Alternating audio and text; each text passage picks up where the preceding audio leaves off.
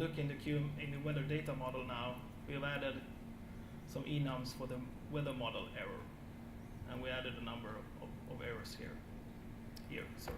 And there's the property as well. So what happens when we get an error then? Let's see.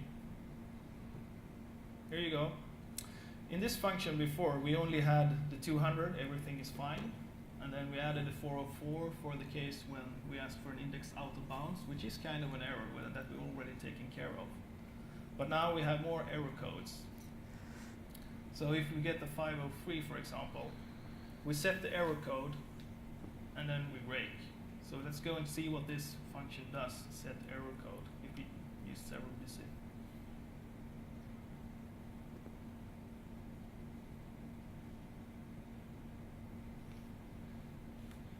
So what I do is that I update my internal class member variable, and then I emit that the error code has changed. That will now make a signal appear in QML, and I can display the error message. That's it? See that thing? Okay, let's show that in action. So, I need to turn on the errors. no, we have a problematic city, you know that. Yeah. So that works. No errors. We have a city here that on our server we're not handling the accents properly, well, that character. So our server craps out on this, and this is what happens. This is good. Supposed to be. Okay. And Sao Paulo is bad. And actually, we can try. In our settings, like I said, we have, oh, the simulate is on. Does that work? Remember at the beginning I said our service has a parameter that you can set, which is problems, and problems please. That gives you problems once in a while. So if you scroll down to the end a couple of times, eventually 1 out of 10 times it'll give you an error, but that's too bad.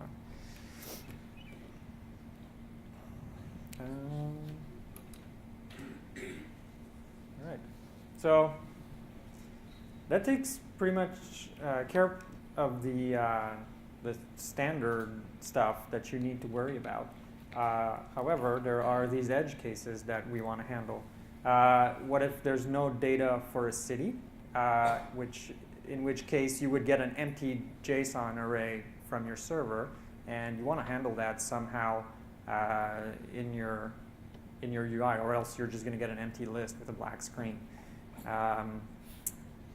Do we even handle that? I don't know. Maximum number of items. Obviously, you can't just, continue on forever. So you will want to have some ultimate limit in your code where if you reach that, you want to stop in whatever case, even if there's more data on the server. What is reasonable limit for?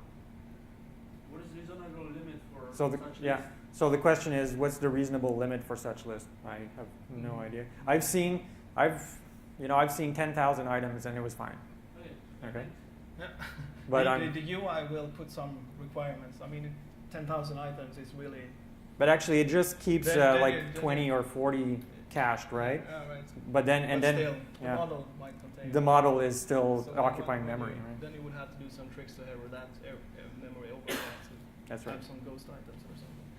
But also UI-wise, it might not make sense to have that many items. So you might want to think about a different way of showing your data with a filter or something like that. So because a lot of scrolling. Yeah, it's a lot of scrolling. Oops, sorry. Tweaking, you can. So we said that how many items are we fetching? 20 or something, and 20. we're fetching in chunks of 20. We want to adjust that. We want to make that adjustable, and also I think that should be included in there for the code where the scenario where the server doesn't give you as many items as you requested. The simple way to handle that is that cursor where we track the index of where we're asking data. So when you get data back from the network, you want to increment your cursor by only the amount of items you got, obviously. And then there's the one item problem that we didn't mention. So, okay, I just introduced this problem where the server could give you back less items. I've seen cases where it would give you only one item back. And in that initial fetch, what happens is if you get just one item back and you add it to your list, the event, the scrolling event, never gets fired. So you have that one item there and the loading item, and it just waits forever. Okay. In my opinion, it should tell you that it's the end, but that's not implemented yet. So we actually had to go back to the old method that I told you about, where if the Cascades asks you for the last item, you go and fetch more items until it stops.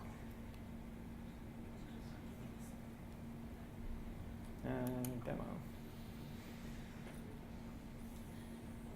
So we introduced a couple of parameters to tweak the max size to see if that we can handle that correctly, and we also introduced a load size so we can change the chunk, how many items we actually get.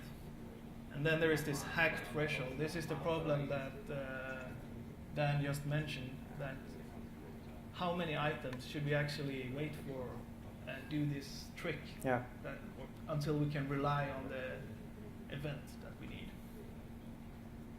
And that might depend on how big your items is. So there is not a real, like, this is the answer. Yeah. Because if you have like a few items, large items, they are like... Well, so if you look at these large items, okay. You know this large item that you see like this? When you would flip it on the side before, it would keep the big item, and it would take like almost a whole screen. So one item was okay because it actually went over the screen and you had to scroll to get more. Right. But when you have smaller items, it's a problem, right? So let's show you that first, how to handle that. Let's go to the item type. So now we added a bit of code here. It's always nice to have these comments in your code, right? Hack. So when Cascades asks us for an item type, and again, that's either the load item or the item type, we called that limit, that minimum number of items, we called it the hack threshold. So until Cascades has, we fetched that minimum amount, we'll just fetch while it's asking for that item. So that's what code is. Right. We also added ways of keeping track if we have reached the maximum number, and if we have, we will set the cursor to end of data to true, so we stop asking if we have this limit that we have set. Is there anything else you want to show in this? Did you show all the files? Well, in the settings page, we added functionality for... No, I'll show them on this. So, okay, that's the app, and the settings now have these things, and I can show you. So I can tune the load chunk size to 1, and it will do this behavior now. It just loads 1, and 1 more, and 1 more, and 1 more. And look at it go on. See, that hack threshold that I told you about is working now, because I'm fetching one item. I'm forcing it to fetch one item at a time. We actually have that just for the scenarios where the service gives me one, because I'll always ask more than one. It makes no sense to ask for one item. And see, it just realizes that, oops, I didn't fill the item yet.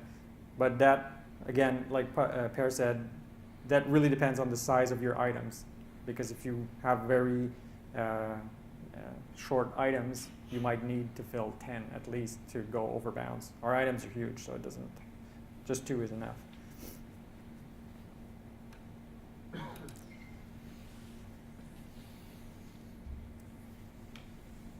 Okay. Right, so just a few words. So we showed you the list view in QML. Maybe I can use this one.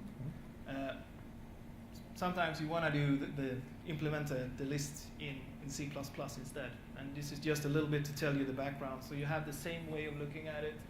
In C++, you also have a model. You have the same model now, obviously, and the list view is in C++. Didn't we just look at a bunch of C++? Yeah, we did look at a bunch of C++. What's the difference? This is if Oh, you the components, you Maybe mean. you want to move into C++, and list item components are not available. So this templating of the list item is not done the same way anymore. Instead, you have a list item provider. So that's a class that an interface that you implement, and the functions that you have to handle is the create item. So that's where you create an item for the list of a specific type. So there you get the type. The model still tells you the type, so you can do the correct one. And then you have update item, which is where you update the data of the item, because Cascades is clever. It's trying not to create a new item all the time. It's reusing items if they are of the same type. So then you just need to update the data. And then it's inserted into the list. Otherwise, it's the same thing. You need to attach listen for the end of the list signal, and you need to implement the trick, but that's done in the model, so you're fine. So it's just doing the same thing for C++. No code for that, sorry. So now just a quick summary. We talked about the list view, how it was done. Talked a little bit about different data models and that there are different types of them. And we showed you how to download data from the first batch of data and more data, and also handling the errors. And the edge cases. And the edge cases. Should we go this? Yeah, do that. Go to questions, maybe? No, do that. We have time. Yeah, Okay, other things to consider. In this sample, we didn't show you pull to refresh. What happens? Should you reset your data? How many items should you get? You'll need to think about that if you have that functionality. And pull to refresh is, you have seen this at the top of the list. If you drag down, you want to add more new data at the top instead of at the bottom. Thanks. What happens if the data changes on your server? We completely disregarded that. And because we should have implemented it because we have a history service. So if we open this app today and tomorrow there's a new entry that should go above the first one that you see, we didn't consider that at all, but you'll have to think about it. Making sure all the data gets loaded, that's actually, it seemed easy here, and it's really easy because we have dates, so we can just see if all the dates are sequential. But in the case where I had to implement it, it was really hard. Like, we didn't have access to anything to validate if what we were showing was correct. And even other implementations, we were copying like an iPhone version or an Android version. Each of the clients have their own way